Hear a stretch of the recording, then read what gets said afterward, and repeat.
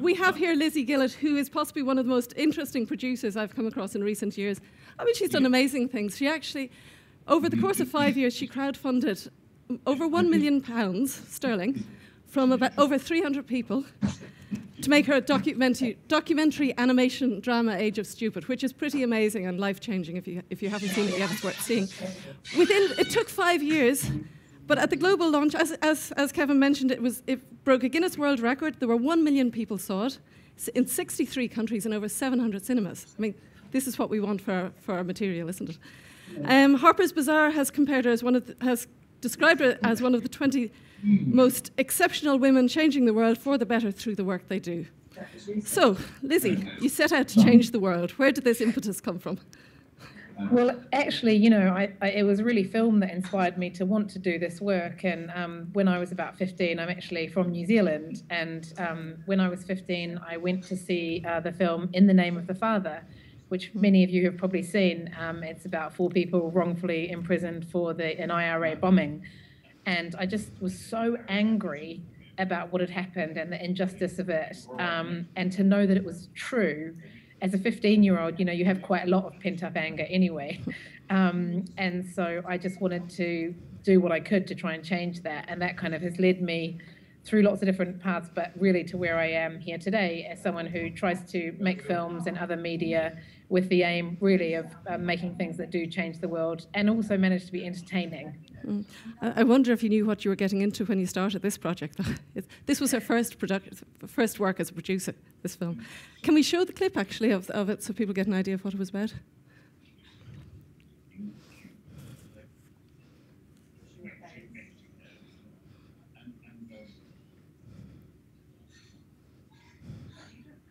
Okay, there's a clip coming up. Okay, there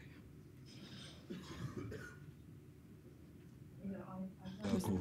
Fixated on the small area of sand under their feet as a tsunami races towards the shore. 101 degrees Fahrenheit. It's the hottest day ever recorded. It is our fault. Of course, we're worried about global warming. Absolutely. Yeah, I mean... Losing everything you have, it's so overwhelming, and the grief is just, it's profound. The question I've been asking is, why didn't we save ourselves when we had the chance? Evacuate! Evacuate! Evacuate! That's it. The airline business needs a face, a personality. You're suspended. You're suspended. Both of you come to my office right now. Police want our place to be like in America. If you're living that kind of life, you just don't want to stay on earth forever. It's a fair fight. And I hope you lose. What it normally always comes down to with wind farms is aesthetics. Hypnotic. Driving along, and you tend to see the cells revolving and you're concentrating on the driving. I feel really, really fucked off with it.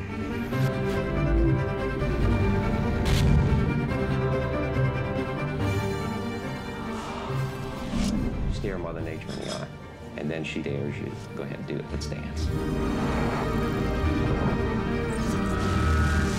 London is underwater again. Past 2 degrees. Suicide rates increasing.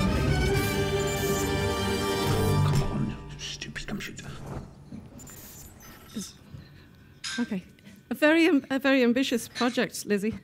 When she comes back, oh wait. Hi, Lizzie. Huge project to take on.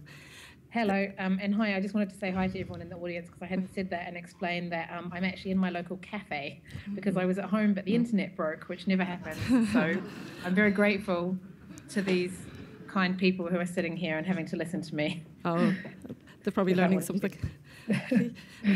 What people might not realise is she started this campaign. She is the pioneer of crowdfunding 5 years before even Kickstarter came about.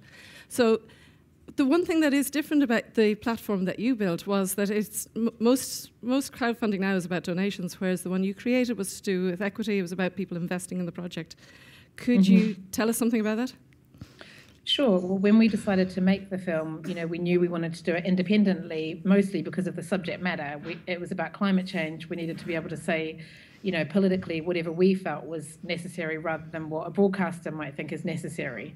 And so we wanted to raise the money ourselves independently. This was in 2004, and we came up with the idea of 100 people putting in £500 each, and that would be our development budget of £50,000. And we had no idea how it would work. We put an email out to our list of kind of followers and things and said, we're selling shares in our new film, please come to an event. And our lawyer immediately emailed to say, that's illegal, you can't say they're shares, they're not shares, blah, blah, blah. Because technically, we actually, people loaned us money and we only repaid them in the event of a profit. And we had our first event, which was very, very small, only about 20 people. But we raised about £17,000 that very first night, so we knew we were onto a winner, and we went on to kind of develop the model over the next 5 years, really, and we're still kind of developing the model, and we raised £1 million from a group of people, and basically as the film progressed, the risk went down because people could see the film and see what we were doing, and so the cost of investing went up. So people who put money in the last year, they paid £10,000 for the same slice of the pie as the people who paid £500 at that very first event. Okay.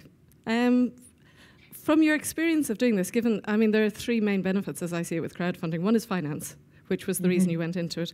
Another is the editorial control, which you've mentioned. But almost as important, I found this with Punky, the series that I created. There was an audience waiting for it a year before it actually was launched, and this was all through social media. How did you find that aspect? Did it become as important?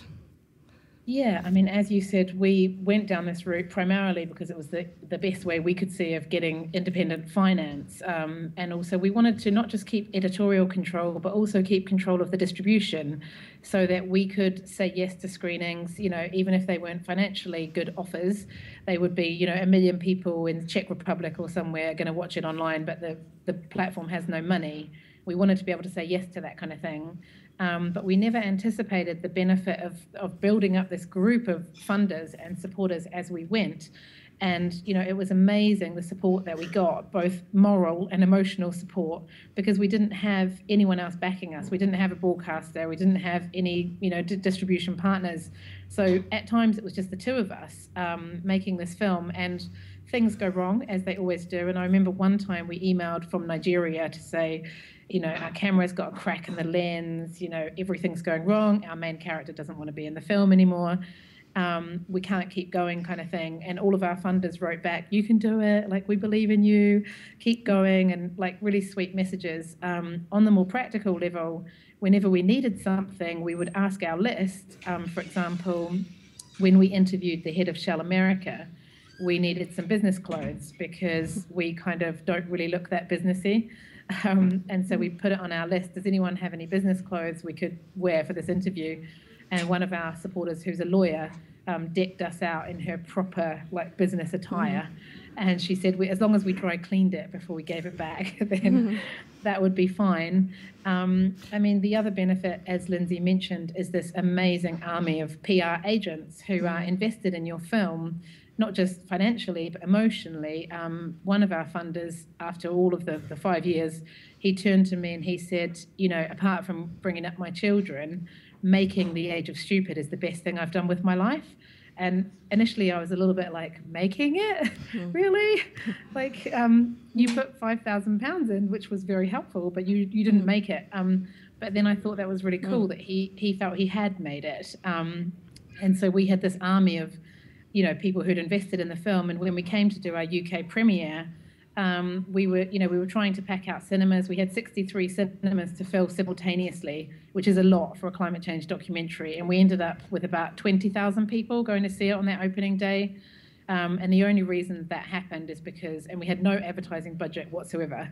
And the only reason that all those cinemas were packed out was because our funders really took their friends, their colleagues. One of them bought all 250 seats in his local cinema and then gave them away. So I was just going to show a clip now of our UK premiere, which would not have been possible without the support of our funders. Yeah, no, you actually built up such a strong audience that they were willing to come back and invest. They'd actually become part of the project, which was very important. The Age Age of Stupid has battled for years to make it to its green carpet premiere tonight, hailed to be the first ever powered by solar energy. We're having a Solar Cinema 10, and then it's simultaneously broadcast live to 65 sites around the country. In fact, Guinness Book of Records have just confirmed that it's going to be the largest simultaneous premiere in history, celebrities arriving via solar car and that kind of thing. 10 years ago, I was flying all around the world doing film after film. No idea about my carbon footprint. Now I think very seriously. This film is so powerful. It makes you take a very serious look at your life and what you are contributing to the global problem. Politicians are frightened to tell people you shouldn't travel so much by air, but if we don't make these changes, then there isn't going to be a world for our grandchildren. Let me start by saying that it was an incredibly moving and brilliant film, and to congratulate you, and I want as many people as possible to see this. I can announce to you and the world that the Maldives will be the first carbon-neutral country in the world. Okay, what an achievement. Sorry, just wait for it to come back. Fantastic. I mean, it looks brilliant. But one of the things you mentioned was with the funding, that half of the funding was to make the film, 500,000, and it actually took another 500,000, which you raised to actually distribute it. I mean, distribution is one of the bête noirs in Ireland. How do you get your films out there? But you create a whole new way of doing that. Was your way of changing the world again through film, by creating a whole new way of distributing your film. Can you tell us about that? Well, really, when we were making the film, you know, we kind of had this dream or this illusion that it would get into Sundance, and if it didn't get into Sundance, it would get into Cannes, and we would sell the film, you know, and some distributor would take it on and kind of do this massive global push, like Michael Moore's Fahrenheit 9/11 kind of thing, is what we were dreaming of. Unfortunately, it didn't get into Sundance, which was a huge blow, because we'd been telling our funders and our crew, you know, all these years that that was the plan. But we realised that perhaps we could do something better than Sundance for our film, and that's how we came up with the idea of the UK premiere, trying to make it not so exclusive. We called it the People's Premiere, which is like a bit kind of cheesy, but you know, anyone could go across the country. It had the green carpet, as you saw, and so that got us a huge amount of press, which helped the cinema run. I think it was in the cinemas in London for 6 weeks. But really, going back to your question about distribution, you know, we had a team of 10 people working full time for 18 months. Is really how we got it seen so widely. And that was, you know, from website people, tech people. We had one guy who, for a year, he just booked community screenings, and people paid a license fee to book those. And in fact, we went on from that and we developed a platform called Indie Screenings, where it's just a website where people can book a screening and their license fee is worked out on a kind of customized setting. So if you're a school in India, it's only £3, and if you're like Shell HQ in London, it's £5,000. But it's all kind of done with an algorithm, and there's no middleman, there's no distributor in the middle. So in the first year of that platform being up, we had £150,000 of revenue, of which, you know, there was no cut taken by anybody else. That was in our PayPal account. And 2,000 community screenings were booked through that platform. So that was really successful. You know, we did everything from working with sales agents and trying to get it into the cinema to always selling it from our own website. You can download and stream it and buy DVDs from our website, to doing talks like this. You know, all of us traveled around the country promoting the film. I mean, one of the key things we did, and this is more because it's an issue-based film, is we linked up with all the biggest non-profits in the UK, but also in the world, and we gave them certain advantages. We basically made deals with them, you know, like Greenpeace. They had a deal that they could have as many screenings as they wanted in return for certain amounts of publicity. And they would be mentioned on press releases and so on. So through those NGOs, their combined membership, I think, was 12 million people. So they were all pushing the film as well, which really helped. Okay, fantastic. Given all that, I mean, I know you had something like 335 crowdfunders over the 5 years in 6 countries, which to me sounds exhausting and grueling, but it worked. I mean, are there other things that, from your experience, that maybe 2 or 3 tips or advice you give to people, because they're considering? Yes, I'd say events are always really important. You know, having events that people can come along to. And we've had hundreds of those. You know, there was a period of 6 months where we had weekly screenings at the director's house and, you know, like kind of rough cut screenings. And people, you know, only 3 or 4 people would come each time. But you build up an audience, or you build up really a relationship that way, and one person might invest every couple of weeks. And so we kind of kept the money coming in that way. Having said that, if you are having an event and the aim is to raise money, you have to ask for money. Like, I mean, I've done it myself, but like, where you organise an event, it's all really brilliant. You have all the guests that you want there, but it's just too scary to actually put people on the spot and ask them, are they going to invest? How much are they going to invest? So you give them a card to take away, or you say you'll follow up with an email or whatever, but it just doesn't work, the follow-up. You have to ask people at the event for the money is kind of my most important tip, which I see, you know, and I also do that myself. And as you said, with events, given the subject matter you were dealing with was so grim in some respects, that the events had to be exciting and upbeat and optimistic. Yeah, with the distribution especially, we kind of tried to add as many extra components to our screenings that would make it enticing, like, you know, celebrities and musicians, like we had Moby, and Radiohead's Tom York played a global premiere in New York, because it's climate change, it's depressing. You need to kind of, you know, excite people about coming, otherwise they're just going to feel like they're going to be lectured to. And you know, other tips in terms of just the crowdfunding side of it is that asking for the right amount is really important, because there are people out there who can give you £20,000, and if you don't ask them for £20,000, if you ask them for £20, that's how much they'll give you. And so with our new project, we've evolved the model, and the minimum investment now is £25,000. So we've gone from 10 years ago, the minimum was £500 to now £25,000. And, you know, it is elitist and it is exclusive, which goes against lots of our kind of values, but we're trying to be efficient. And if you tell people it's that kind of minimum, they only come to your events if they're thinking of investing that amount. So it's basically like a shortcut. Okay, and in terms of that, you set out to change the world. I mean, have you tracked the impact of the film? Yeah, we've tracked the impact, but also other organisations have. And some of the people in the audience probably know the BritDoc organisation in London. And they kind of try and help documentaries have social impact. And they've done a case study on our film. We were nominated for the Puma, the documentaries that have the biggest impact in the world. And so if you go on their BritDoc website, I think it's called Field Guide, they've done like a toolkit for filmmakers, which is really good actually. And ours is one of many case studies of where you can see the social impact and how people have achieved it. And they've even gone down to the detail of the budgets, the teams, you know, what was the organizational structure, and so on. The biggest thing that Age of Stupid really achieved was the launch of the 1010 climate change campaign, which was set up really in response to people in audiences seeing the film and saying, I get it, climate change is a problem, what can I do? And it was a campaign to get everybody across the UK, businesses, organisations, the government and individuals to cut 10% of their carbon emissions in 2010. It didn't achieve that, which we knew it wouldn't, but we wanted to kind of get the short-term target out there.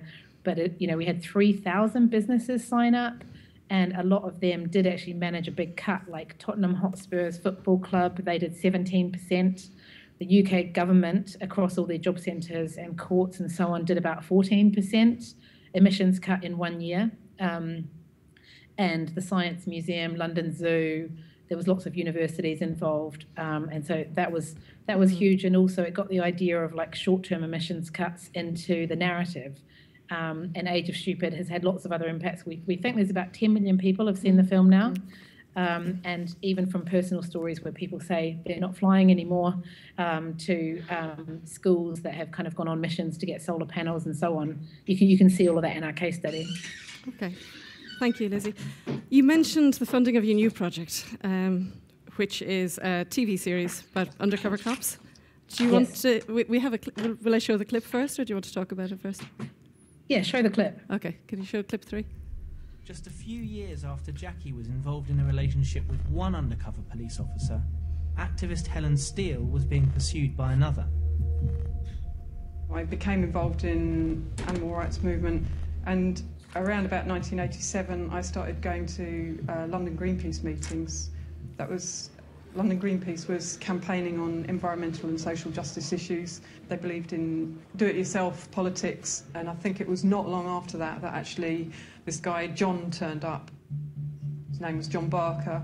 He had a van and he used to offer to drive people home after the meetings. That's it, finished. Which at the time seemed like a very helpful thing to do, but actually is a very effective way of finding out where everybody lives. I was usually the last person to be dropped off, and then over time we just became closer and we started an intimate relationship. John talked to me about how he really loved me and he wanted to spend the rest of his life with me. You know, we talked about, over time, we talked about having children together, living together forever. I really felt I wanted to spend the rest of my life with him, and I was really pleased to have found somebody who wanted that kind of relationship and seemed to care about me. Hi, Lizzie. We're sort of running out of time now. We just need to wrap it up. But it would be lovely to find out something about this project, briefly. It's a long-running drama series. Think Mad Men or Breaking Bad, but everything in it is real. We have 5 seasons in mind. We're just getting going on season 1 now. Season 1 is 4 times 60 minutes, and it's about 2 women, one of whom had a child with an undercover police officer that she didn't know. You know, he was spying on her. And he was a full-time dad, and then he disappeared, and she only found out 25 years later that he was a police officer. And the other woman who you just saw in the clip, Helen, who, as a result of what the police did, was never able to have children. So it's kind of a relationship drama, but set in the undercover police world. And we're raising 50% of the budget from individuals. It's 2.4, the whole budget is £4.4 million. So half of that will come from investors in our company, and they buy shares and they get loads of tax relief, basically. Okay, that sounds fantastic. I'd love to have more time with you. I think everybody probably would. But can we have a round of applause for Lizzie? Inspirational. See you.